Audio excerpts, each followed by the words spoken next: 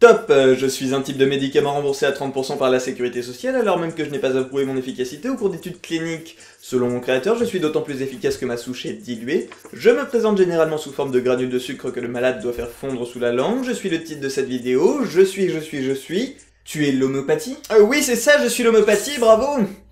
Hé, votre encyclopédie Larousse!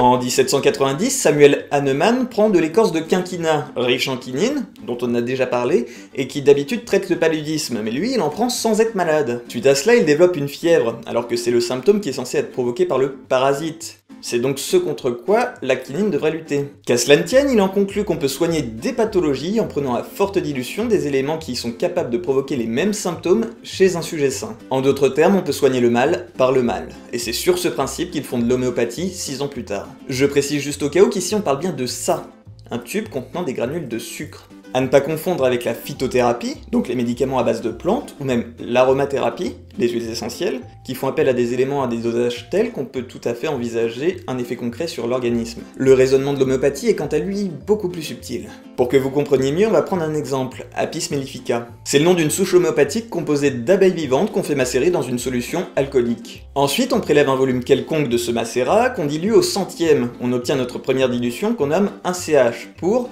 centésimal hahnemannien. Et en reproduisant cette étape, on augmente d'1 CH à chaque dilution, et généralement on ne dépasse pas de 30. Le liquide ainsi obtenu est pulvérisé sur des granules de sucre et on obtient la forme galénique que tout le monde connaît. Et selon la théorie, plus on dilue, plus le produit est efficace. Alors que les calculs montrent qu'à 30 CH, on n'est même pas sûr qu'il y ait une seule molécule de la souche de départ présente dans un granule.